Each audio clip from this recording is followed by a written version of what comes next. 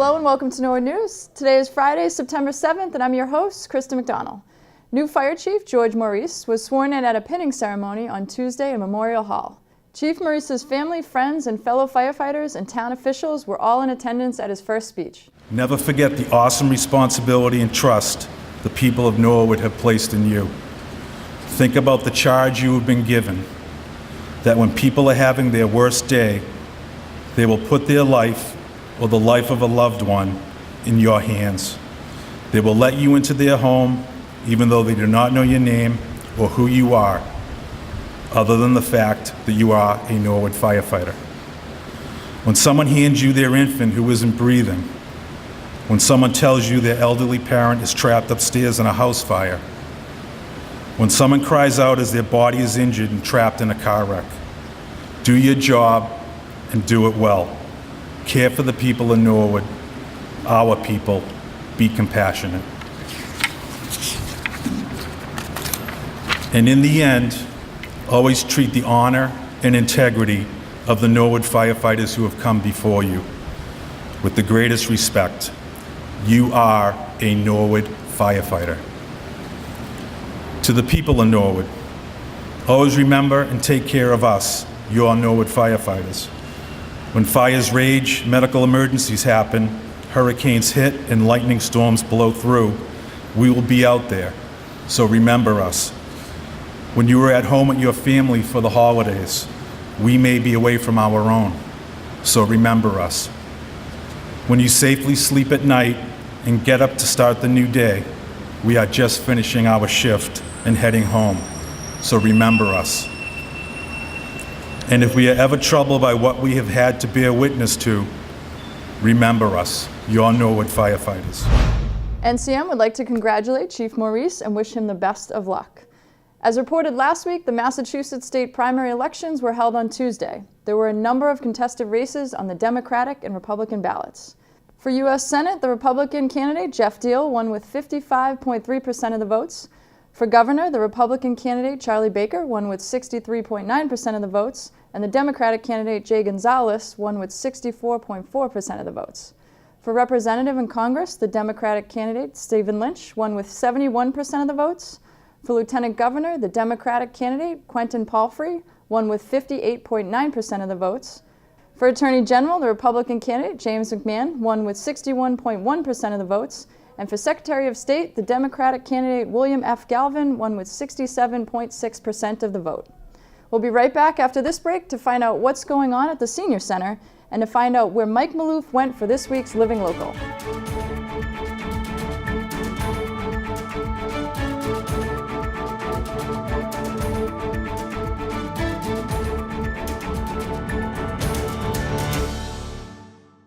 Hi, I'm Chief Bill Brooks of the Norwood Police Department.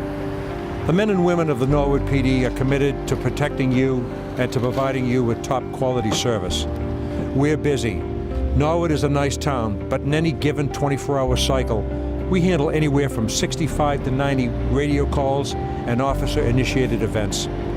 We patrol the town's 10 square miles, including over 100 miles of roadways. Our traffic enforcement focuses on places where crashes have occurred, neighborhoods where residents have reported chronic violations, and offenses that impact crashes like speed, texting, running stop signs and red lights, and failing to yield to pedestrians.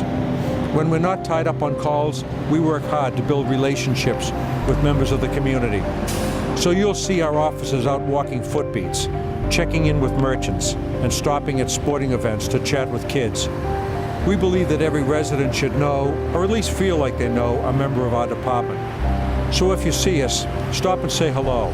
We'd love to chat with you. On behalf of the men and women of the Norwood Police Department, it's our pleasure to serve you. Welcome back. Tuesday night suppers at the Senior Center are well attended and have been held all summer long.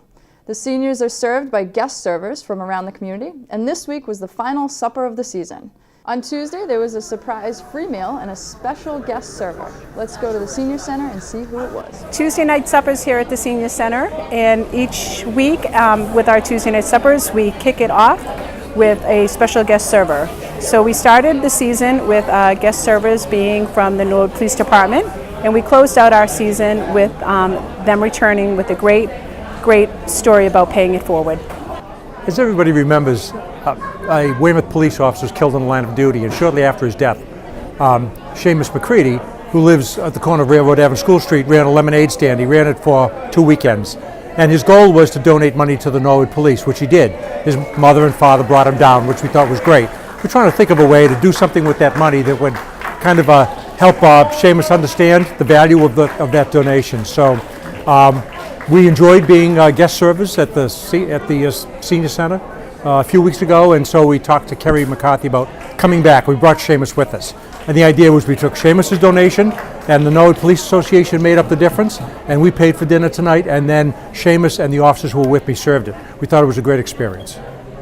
I am a regular here at the Senior Center, and especially on the Tuesday evening dinners. Tonight, we were having a surprise. Somebody was donating the dinner.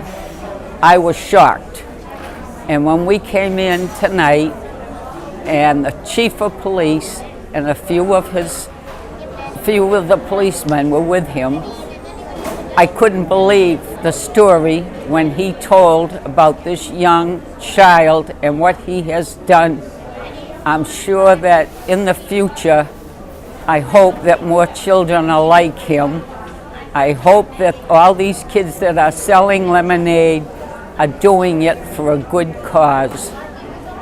I had a lemonade stand because I wanted to raise money for people. I raised money I went to tonight's supper. My job was to hand out the rolls. I hope everybody enjoyed their supper. Seamus is going to grow up to be a very important part of the community. And when he leaned over and handed me the roll, I was so impressed. And he had that big smile on his face, and I just couldn't thank him enough.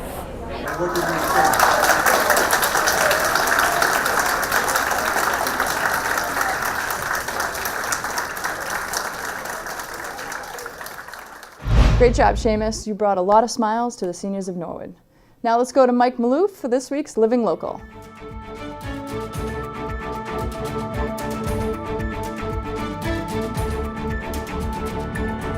Thanks, Kristen. I'm now down here on Central Street with the Band Gig School of Music and Performance with owner Nick Vecchio. Nick, how you doing? Thank you for coming on. Hey, you kidding me? Love doing it. Love doing it. So why don't you tell us a little bit what you do down here? Okay, well, primarily Band Gig School of Music and Performance is a music school. Yep. We offer private lessons on guitar, bass guitar, piano, voice, ukulele, mandolin, drums. We have jointed band programs where we put you into a group with other kids, and you play at our concerts. You don't have to join the ensemble program to get to play with a band. We kind of offer that to everybody, but there is a separate program where you join a band and you rehearse with the same people every week. Okay. We have this location here in Norwood where we have, in the room we're in now, is where we do our ensembles. We have another private lesson room in the back, and then we have another location in Dedham as well. That's a bigger facility. We have more lesson rooms and an ensemble room there and a small retail store. Awesome. Which, we're not trying to set the world on fire as retailers. Right. It's really there for accessories for our students, and we sell lower end guitars for beginners, that kind of stuff. Now, what are the age groups of the people that can come down here? Oh gosh, we have all ages. I have a woman now who's 81 years old taking lessons because she's trying to keep her mind sharp, and she's working at it. I got this other guy, Neil. He's awesome. He's 72, and he just comes in every week, wants to learn a new song, and this is like something he lives for. So we really do have them all ages. We have adult groups, guys that sign up, and we put them in a band and they rehearse with one of our coaches. Yep. They have a ball. In fact, we're playing a concert this coming weekend. Okay. From Norwood Day. Awesome. So we'll talk about that in a little bit. Yes, we'll talk about that in a little bit. And what are some of the most popular instruments that you guys give lessons on? Right now, guitar has always been the most popular, but I got to say it's being rivaled at the moment by piano and voice. Really? Yeah, a lot of kids want to learn how to sing, which is great. That's awesome. And Yeah, I mean, singer-songwriter music is very popular right now Right. because you got guys like, Jason Mraz and Ed Sheeran. So, that kind of stuff is super popular, which makes kids want to learn how to play guitar and sing. Right. Which is great. And I know you just mentioned Norwood Day. Why don't you tell us a little bit about what you're doing down here? Norwood Day is always big for us. We love it. First of all, we do have a booth up in the center where we, kind of show people our offerings and get some visibility. Yep. We have, they have the main stage at the end of the street on Washington Street. We have an alumni student, her name is Madison Kelly. She's going to sing and play some tunes on her own. She's got a beautiful voice, plays guitar really well. She's going to perform there as, on behalf of Band Gig. Yep. And then at around 1:30 here at this location on Central Street, we set up a PA system in the parking lot, and we have a bunch of our students perform, our current students. Yep. We have some of our ensembles that were in the ensemble program over the summer. They're going to perform. My wife and I cook hamburgers and hot dogs for whoever shows up. And it's just a blast. It's us giving something back to our students, and by having a little party. That's awesome. Yeah, it's a good time. And how can the people of Norwood reach you guys? Easy. Just you can go to our website. It's band-gig.com. They can certainly find us on Facebook, or they can reach out to me directly. They can just call us. 781-686-1526. Awesome. Is the phone number. So is there anything else that you want to let the public know? I just will say this, our school prides itself on providing as many opportunities for our students to perform as possible. And we're always doing something, whether I'm bringing my students to an open mic night, or sometimes we're located at, as we've mentioned, 45 Central Street, where we have an affiliation with the business in the front, which is a custom picture framing shop and an art gallery. So we have art shows, where we they represent artists. At those shows, I also provide music with my students. Great. It's really fun. Yeah. And so we do that. We do any other local town things that we can do. And we do 2 big fundraisers a year where we raise funds for Music Drives Us Foundation. Okay. We usually hold those at a big facility over in Dedham at one of the restaurants over there. Very nice. And those shows are just wild. They're like 3 hours long, and there's 60 or 70 students performing at a pop. It's a lot of fun. A lot of work, but it's a lot of fun. Right. It's good work. Yeah, it good work great. if you can get it. Well, thank you so much for coming on, Nick. Thank you. Thanks for having me. I really enjoy it. Yeah. Thanks for coming on. If anyone ever is interested in learning some new instruments or how to play music, come down to Band Gig. That's all for Living Local. Now back to the desk. Thank you. Thanks, Mike. Stay tuned after this break to find out what's happening in your local government.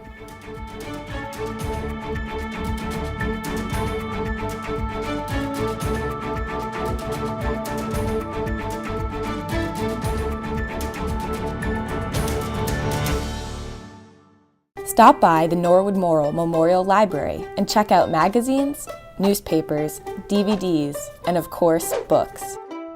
The library also offers a variety of services, including passport renewal, a notary, and tutoring, with multiple different meeting rooms which can be booked for your convenience. Take advantage of online digital resources and get assistance with all of your research needs. Kids can enjoy the children's room stocked with books and toys. There are also a variety of programs for children and adults. And if you can't make it into the library can come to you with home delivery. The library is open Monday through Thursday, 9 a.m. to 9 p.m., and on Fridays from 10 a.m. to 5 p.m. To learn more, go to www.norwoodlibrary.org. Welcome back to Norwood News. On Tuesday night, the Board of Selectmen met in their chambers with a full agenda. The board first heard from Police Chief Brooks as he gave a summary of summer activity at NPD. It's been a busy summer, nothing we can't handle, but a busy summer. You may have seen on social media that we ran 2 sessions of our youth academy that's aimed at 8th graders. We put about 60 middle school kids through that program. They did, really my hat's off to the staff, members of the department who put that together. They get a boat ride in Boston Harbor with either the Boston Police or Boston Fire. One group went to Fenway Park, the other one to Gillette Stadium. They got to work mock crime scenes that are set up around the police station set up by Detective Ryan. He actually has chemists and criminalists come in from the State Police Crime Lab to talk to the kids and to guide them through that. So it's really a marvelous opportunity. So we ran that session twice. Twice over the course of the summer, we did the surprise service for the senior citizens at the senior center. In fact, I'm just coming from there now. There's a story behind the story to tonight's dinner. I think I'll just leave that. As a bit of a tease, we'll let people watch that on NCM on Friday. There's going to be a little piece about tonight's event. A recent change in the department that Brooks discusses is an upgrade in the 911 call system, which now allows you to reach Norwood Police on your cell phone via 911. But the other interesting aspects of communication you might be interested in is that we are now wireless direct. You may have heard me say before that if you dial 911 from your cell phone, that call is going to go to the state police, and you have to say, patch me through to Norwood, and then you wait while they patch the call through to Norwood. Now if you have a phase 2 phone, essentially a smartphone that has latitude and longitude, when you call 911 from that phone, it immediately goes to us. It does not go through the state police. It uses the latitude and longitude from within the town of Norwood to know where you are and send the call to us.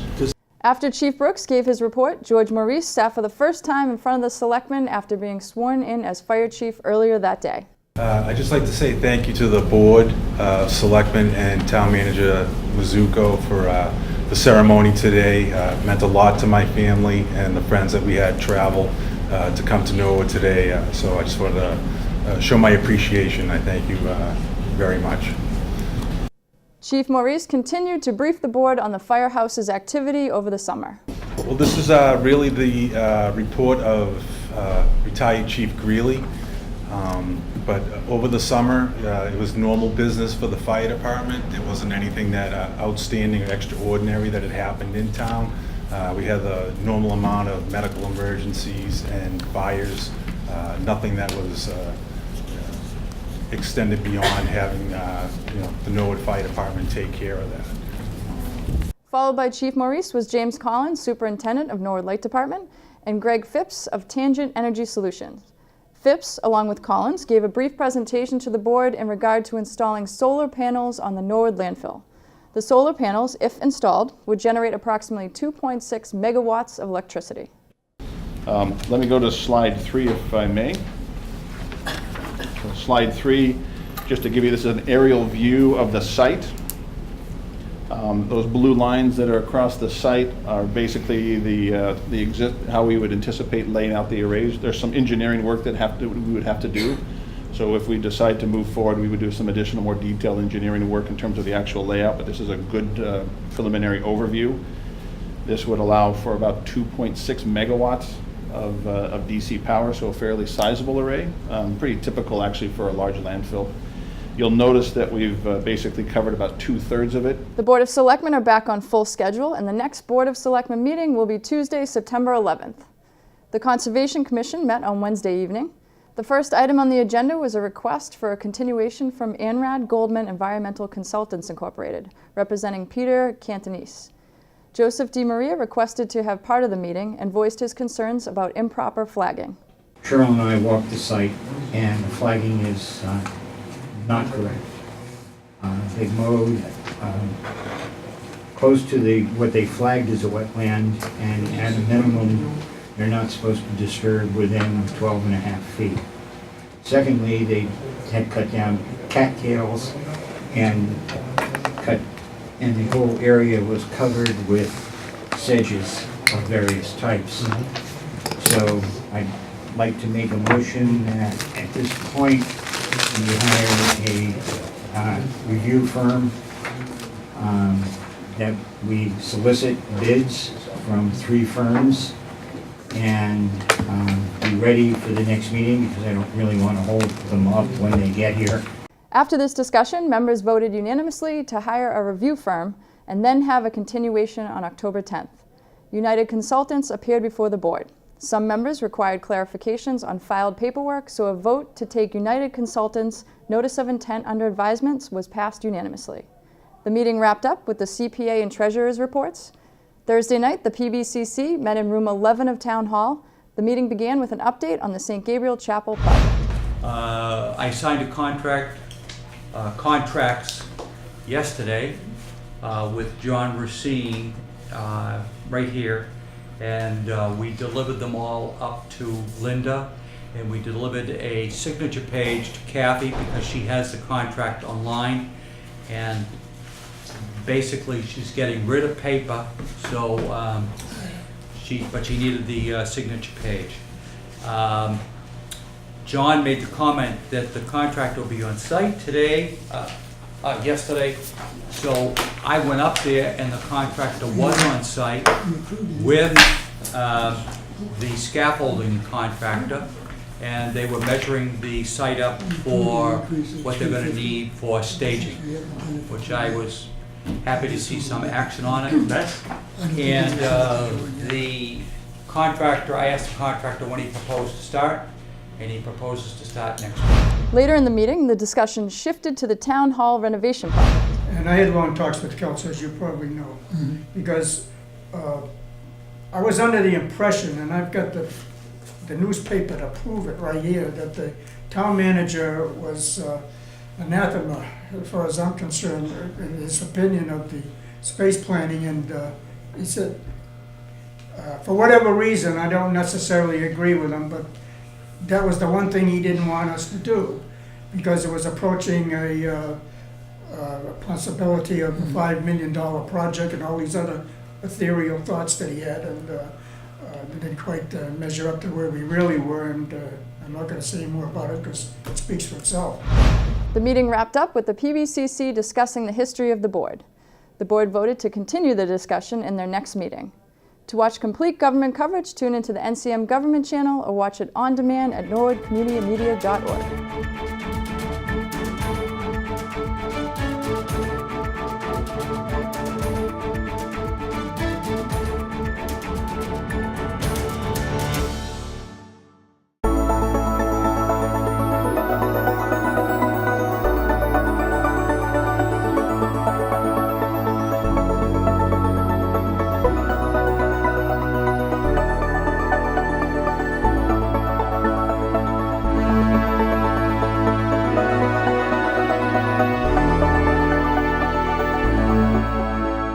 Welcome back. In school news, the 2018-19 school year began this week. Teachers met on Tuesday and Wednesdays for department meetings and professional development training.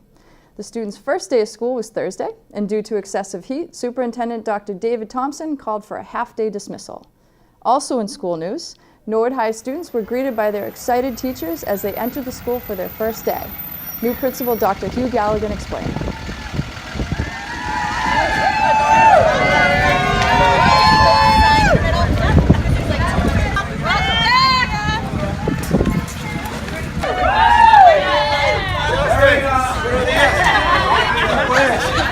Yes. All right. So today we had something really special planned for our kids as they came back from summer vacation. The staff the other day got together at Norwood High and wanted to plan a really special entrance. So as each kid came in this morning, we had staff posted around the building and inside the building with positive messages for our kids. Like this: this is your year, you're a leader. We really wanted to show our kids how much we love them, how much we care about them, and get the year off on the right foot. We know here how much of a tough transition sometimes it can be coming back. We want to start off in a positive way for what promises to be a great school year.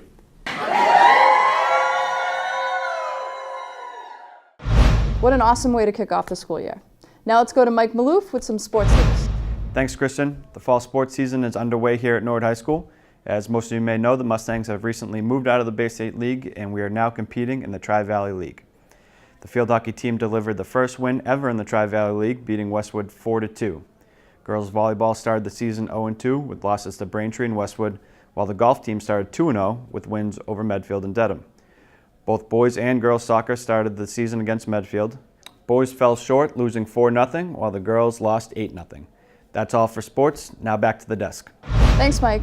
You may have noticed a new sign at Town Hall this past week.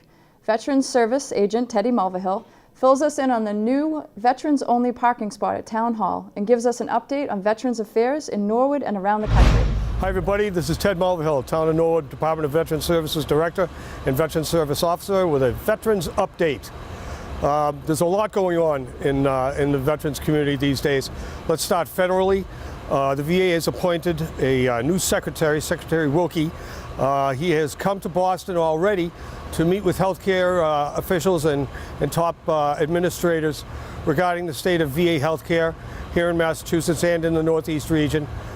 He's newly appointed, and some of the things he's done initially right off the bat has been to reorganize a lot of the major executive offices in the VA. A lot of deputy directors have been appointed, and a lot of other high-ranking officials have been appointed by Secretary Wilkie, and we're looking forward to see his job performance as time goes by. Obviously, on the federal level, it's critical that we have a strong secretary to maintain funding for our programs at the VA's national level. At the state level, newly signed legislation by Governor Baker is Chapter 218 of the Massachusetts General Laws, the BRAVE Act. It's the acts of 2018. And there's several line items in that BRAVE Act that pertain to veteran services and will have a local impact, one of which is line item number 9, which, as you can see over my shoulder, mandates that all city and town halls designate a parking spot specifically for veterans. And there's our newly minted sign, thanks to Mr. Cooper and Mr. Mizuko for making that happen. We were way ahead of the curve and got it in actually before the governor signed the legislation. And we're very happy about that, because sometimes our veterans are seniors and they require a little bit of mobility assistance. And this sign is just outside our door. They park right here, walk right in, and they're good to go. So it's a beautiful sign, and we encourage all veterans to take advantage of that when you come to Town Hall. On a local level, our mission continues on a daily basis with Veteran Services. We're very busy this time of year, preparing not only for Veterans Day, which is coming up quickly, but also with our day-to-day operations, helping the veterans and their spouses and families with various state and federal benefits. I want to give a big shout out to our deployed fellow town employee, firefighter Joe Mon. Joe is currently serving with an MP company. He's the platoon leader down at Guantanamo Bay Correctional Facility in Cuba. And Joe's mission continues. We've been in contact with him on a regular basis, and his morale is high, and his troops are maintaining order in the courtroom when the magistrate is in session with some of the bad guys that are down there being held to protect us. So that's a quick Veterans Update. As I said, November will be here before we know it, and stay tuned for further updates as we get closer to Veterans Day. Ted Mulvihill, Norwood Veteran Services. Have a great one. Thanks, Teddy. The new parking spot is a great addition to the town. Although this season for taking a swim has unfortunately almost come to an end, it is never too late to learn some swim safety tips. NCM caught up with Mike Peroni, General Manager of Goldfish Swim School, to give us some tips on swimming safety. Here at Goldfish, the franchise's mission is to teach children to swim in a safe and fun environment through guided play. Science has proven that a child's cognitive development exceeds when children are in a safe, fun environment and they're actually having fun doing it. So all our curriculum here at Goldfish is geared towards just that. The temperature in this room we're in right now is 90 degrees.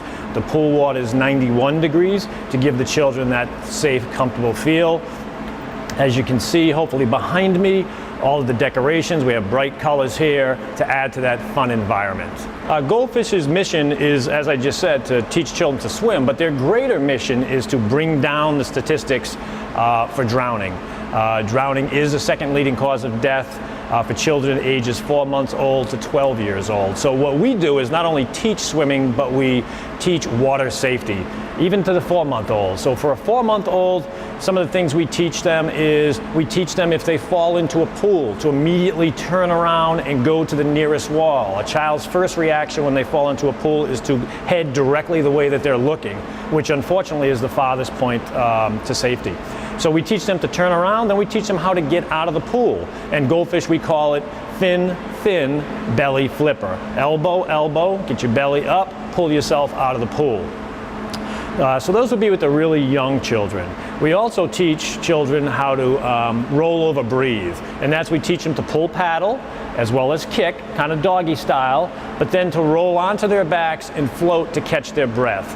Again, if they're in a difficult or troubling situation, they may not be able to get all the way to the other side of the pool, the lake, the pond, whatever it is that they need to do, so they need to rest and breathe. So by having them roll over on their back, we teach them that. And then when we get to some of our older children, we teach them how to tread water.